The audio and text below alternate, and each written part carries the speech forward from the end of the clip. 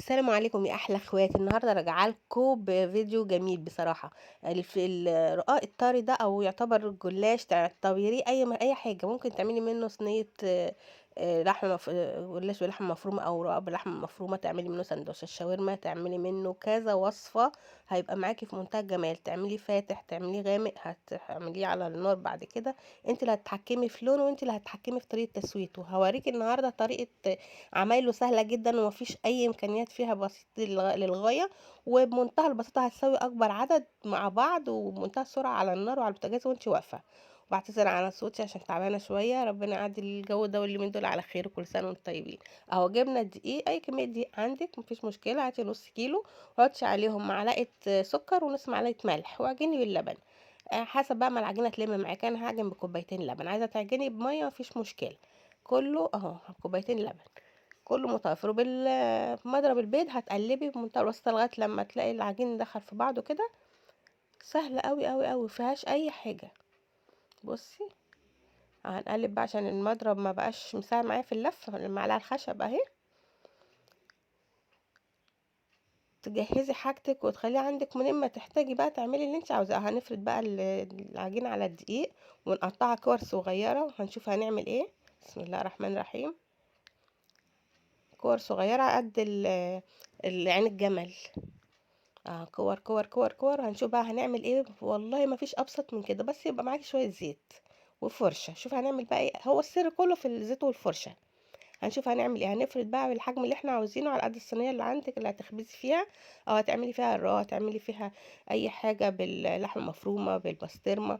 شوفي الحشوه اللي انت عاوزاها تعملي بيها، تعملي سندوتشات شاورما زي ما انت عاوزه، سوري براحتك. اهو بص، فردنا العجينه حطيناها زيت لغايه الاطراف. اهم حاجه تدهني لغايه الطرف. بصي بقى وهتعرفي السر ايه.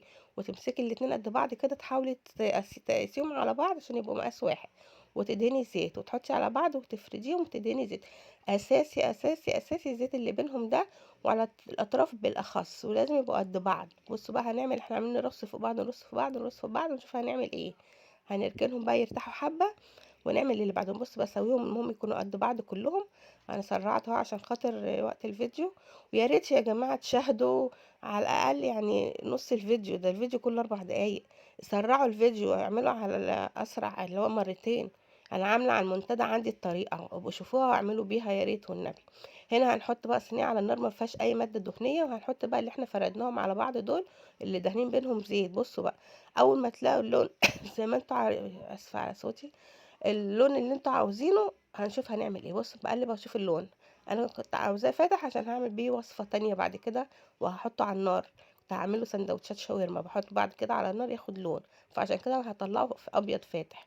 لو انتوا هتعملوا صينية رقاق في الفرن او باللحمة المفرومة، ابقوا غمقوا شوية وبيفضل طري برضو على فكرة. هتشوفوا في الفيديو ان حتى لو استوت بتبقى طرية برضو. بصوا، بس اهم حاجة تطلعوها على فوطة وتغطوه على طول. بصوا اهي دي، بصوا المفروض انها نشفت، لا هتشوفوها برضو لغايه اخر الفيديو لغايه ما استخدمتها وهي طريه.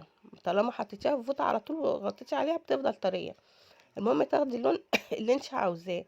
بصوا، ما شاء الله، طريقه سهله وسريعه وجميله ومضمونه، ولا بتاخد وقت ولا مجهود ولا اي حاجه.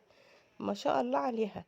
عملتها مرة، ربنا يبارك لها اللي علمتها لي. بصراحة طريقة سهلة قوي وعجبتني قوي، وبتسهل عليا. داخل علينا رمضان، كل سنة وانتم طيبين. هتلاقي نفسك كل يوم عايزة تعملي صواني في الفرن، تبرومي بقى، تعملي صواني، تعملي سندوتشات، تعملي زي ما انت عاوزة براحتك خالص. من هنا لغاية رمضان بالليل وقاعدين في السقعة دي عايزة تعملوا سندوتشات الصبح وما نازلين رايحين الكلية أيام الامتحانات، ربنا ينجح الجميع، تعملوهم برضو بيها. بصوا الجمال طري وكله في منتهى الجمال.